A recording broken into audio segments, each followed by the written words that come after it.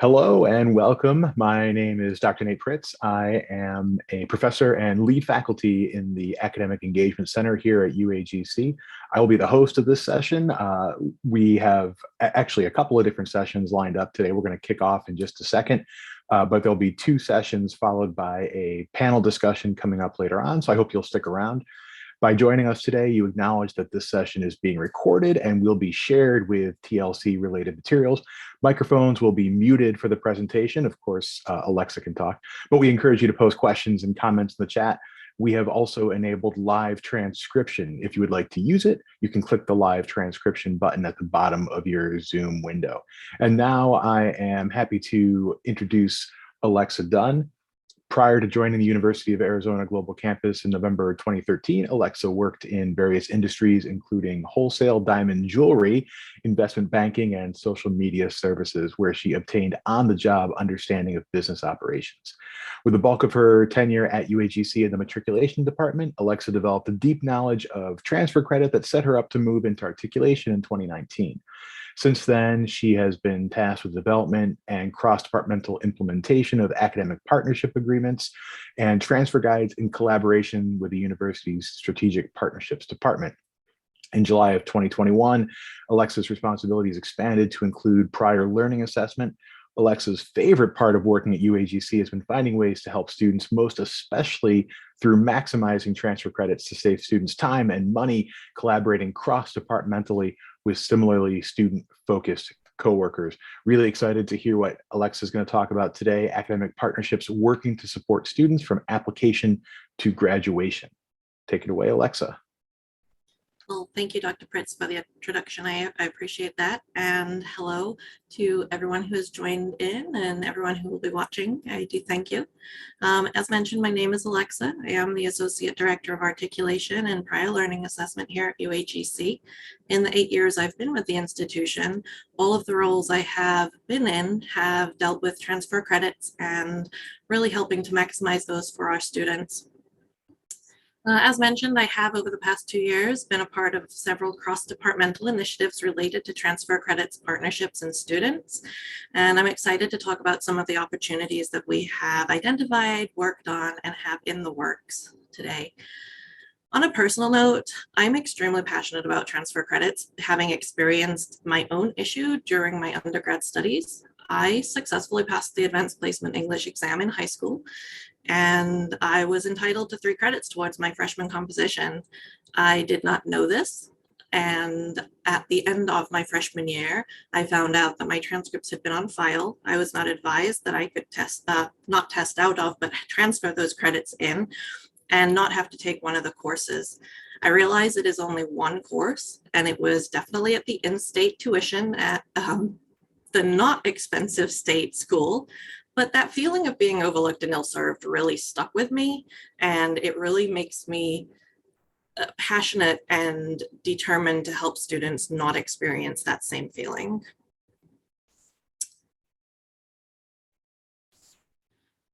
So the theme of the conference is strengthening our foundations, learning theory online and across disciplines. And I wanted to take a moment to talk about learning theory itself and transfer credits.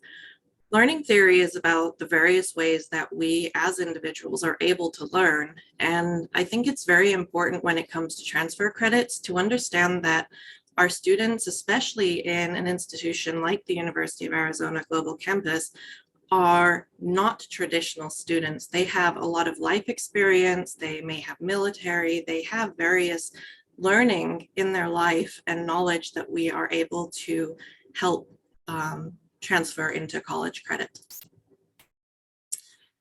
So it is only a short session today, and my objective personally is to really just provide a few opportunities, food for thought, and really talk about maximizing and exploring opportunities for the transfer credit. I want to mention that it really isn't about implementing all of these all at once. If you are an institution with very few opportunities, it's find what the next opportunity is for you and look at that. And then when there's other opportunities that they come up, you can expand into them and see if they will work. We will go over some very traditional models, look at some of the new things we're looking at, talk about student success and that impact through to graduation, and then maybe a little bit about departmental collaborations and how to define a successful partnership.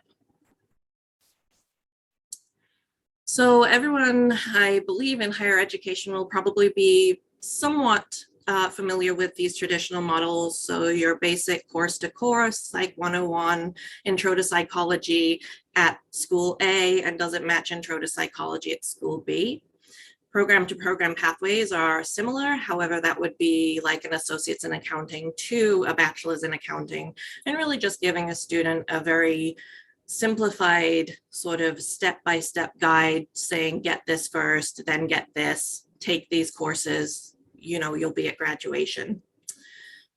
National testing programs, I mentioned the advanced placement test. There's also CLEP and DSST are very popular, and military service members all receive their joint services transcript.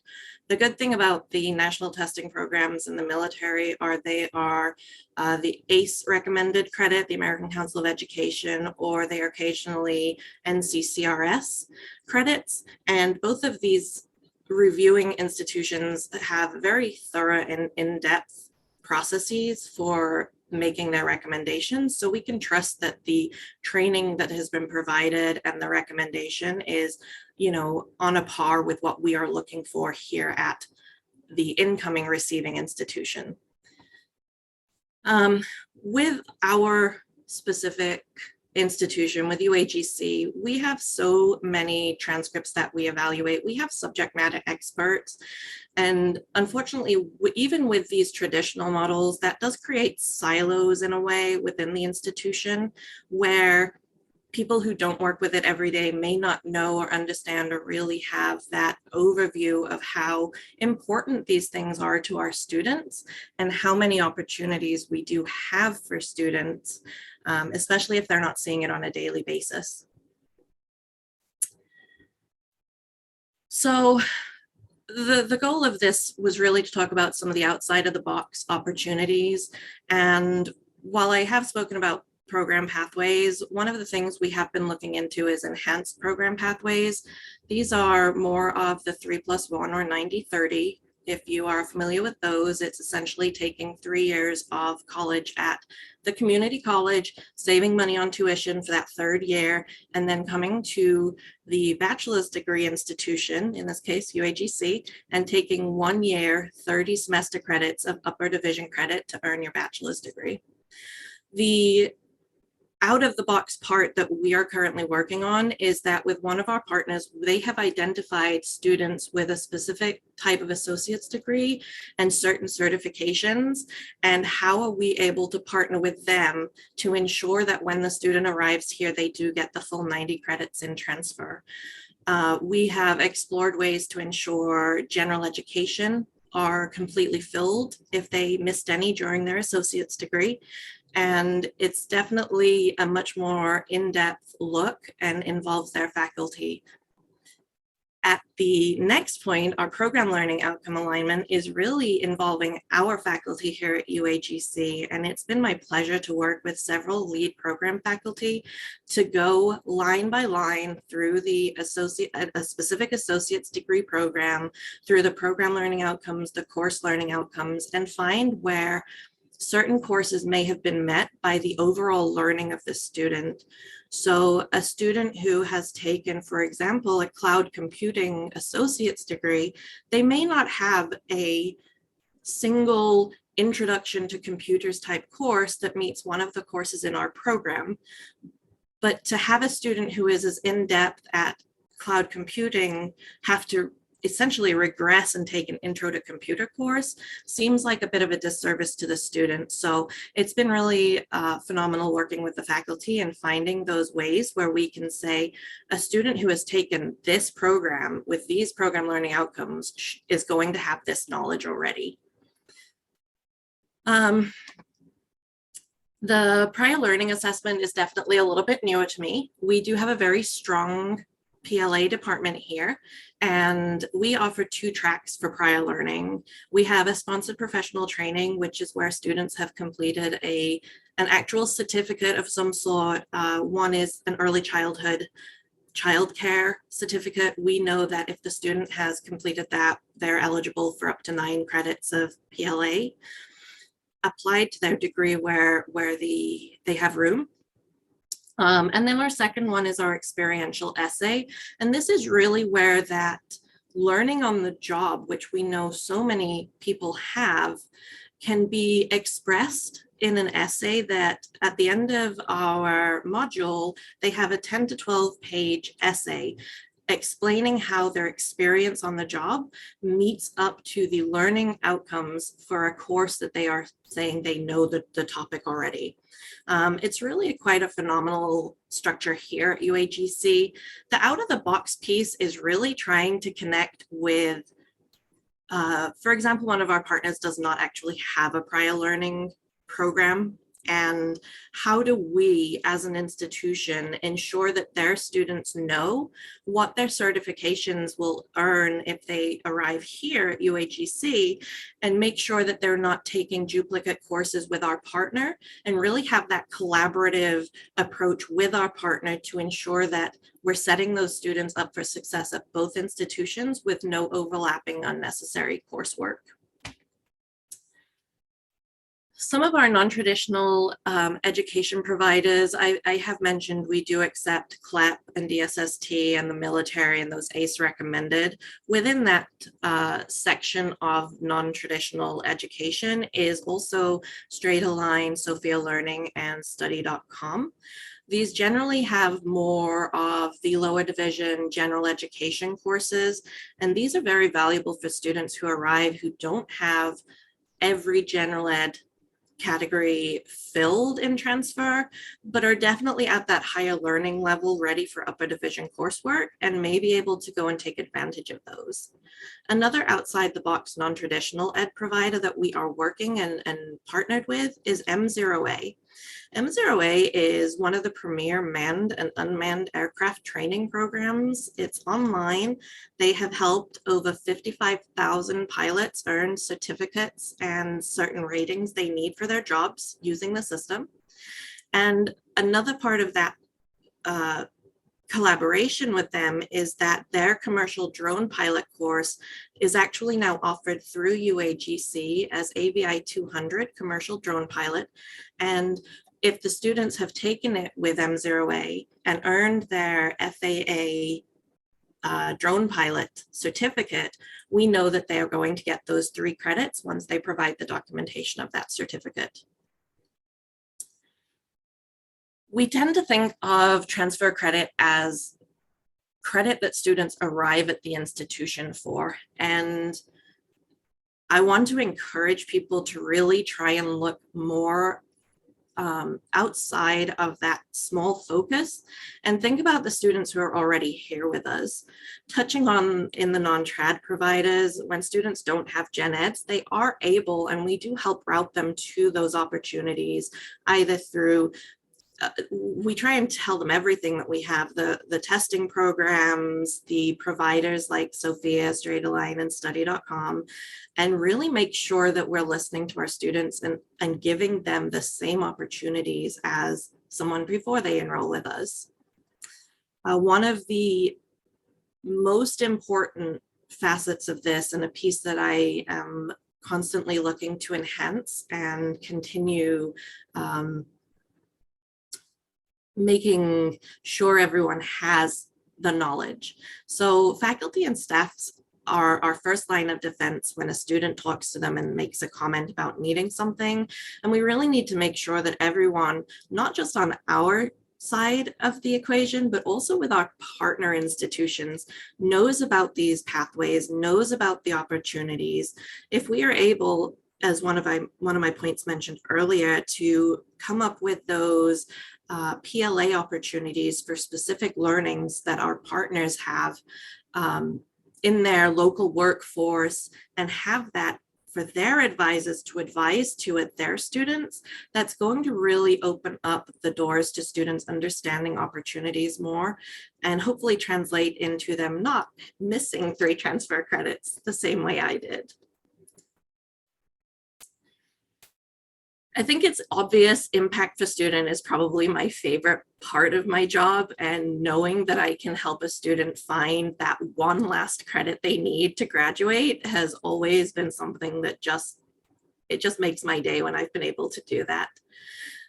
Now you have to be able to measure it though. So here are a couple of things here at UAGC that I'm really excited about. With our prior learning department, we are, as I mentioned, a very strong department. And since 2005 through the end of 2020, 83% of our students who earned prior learning credit that was applied to their degree have graduated. And a further 5% were still currently active based on the date we pulled this data. I mean, that is a phenomenal amount of information. And whether that is students are more likely to graduate because of the prior learning assessment, the experiential essay process really helps them develop those ideas very well, or whether students who are more likely to graduate are also more likely to go through prior learning, that's definitely a correlation that we would definitely want to explore. And it's something that I would suggest anyone with a PLA department or with any transfer opportunities takes a moment to look at that kind of data. Another thing to sort of show how really excited students are to take advantage of opportunities that save them money, that get them closer to graduation, is our Sophia Learning partner offered all of their courses for free for about 5 months over the summer last year. And my preliminary information that I have shows that we applied to their degrees between 3 and 4 times the number of credits from 2005 to 2019 in 2020 alone. We had advisors telling every student about this opportunity, and the students took advantage of it in a huge way. Every course that they brought in, every 3 credits, brought their graduation date closer by 5 weeks. And even 5 weeks can help many students get to their goals sooner.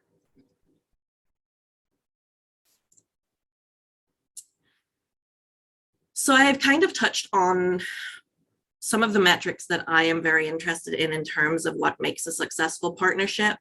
I think that it's very easy to think of how many students applied and enrolled here from a partner as being the #1 metric. And I kind of caution that that might not be the whole picture. You can have a partnership that sends you a huge quantity of students, but if only a handful enroll or stay with you and don't drop, then it's not as successful and maybe not as good a use of your time and your resources as an institution as a partnership that sends you less, but 80 to 90% of those students end up making it through to graduation. So that's the kind of information that I definitely suggest you look at, that you track, that I personally am tracking, and really find that balance for your institution on which one, where that balance lies and how many, and what the successful progression and retention and graduation rates should be. That would be your quantitative data. A student trust can be, you can go more of a qualitative route as well, and things like course completion, program completion surveys, the little surveys after their interactions with advisors, really trying to listen to the student and see what they're saying to us about how excited they are, how grateful they are, how glad they are, how close to graduation they are, and really just listening to them. That's another piece of data that I do think is very integral to your definition of a successful partnership. I touched on this earlier as well. So to me, I also believe that university personnel being able to advise to these partnerships, and that does fall on, for example, me in my role to make sure that that information is easily accessible to everyone here with UAGC, and really make sure that everyone can understand who to talk to if the student has extra questions, and make sure that that information is up to date, on point, and ready for all personnel to talk to our students about. So that does bring me to the end of my presentation. It was short. I hope I did give you guys something to think about. I want to thank you all for coming today, and I would like to open it up for questions if anyone has them.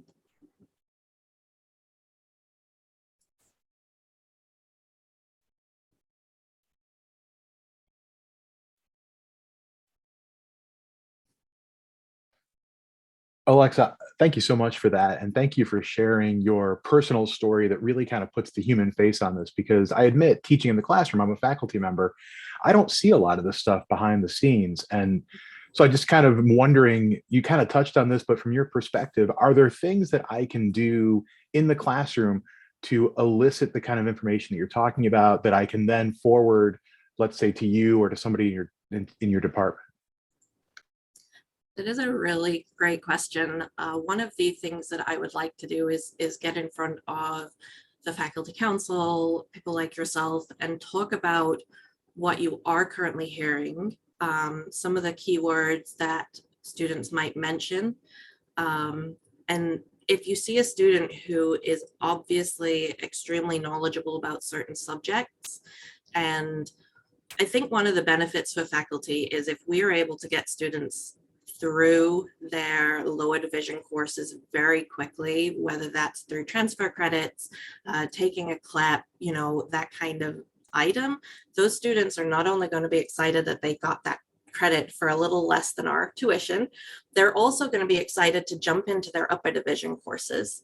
And so for certain programs who have potentially several lower division courses within the major, my primary thought right now is to really identify those students who are just absolutely on point in their first course and really think about whether what transfer credits do they have and how long have they been working in such and such a position, and try and connect that back to the student advisor and sort of collaborate on what opportunities are available for the student.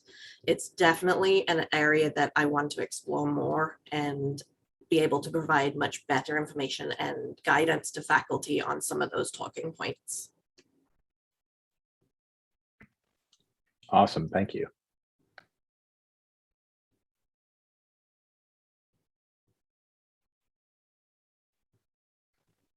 We've got a few more minutes before we wrap up here. If anyone else has questions for Alexa about anything she was discussing today or something that might touch upon her role here at UAGC.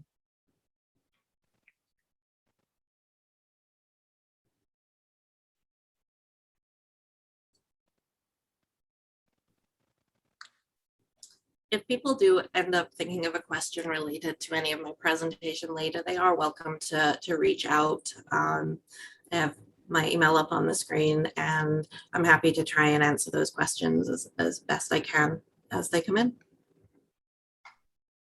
I've got tons of questions for Alexa, but you're going to have to wait to hear them because coming up next, we've got another presentation from Michelle Warren. And then after that, there's going to be a panel discussion where I'm going to put Alexa and Michelle and myself together, and we're going to have some more conversation about these issues. So please feel free to stay tuned for that. We've got a lot more exciting stuff coming up, though, today. I definitely want to thank you, Alexa, for this great presentation. Thank you all for coming.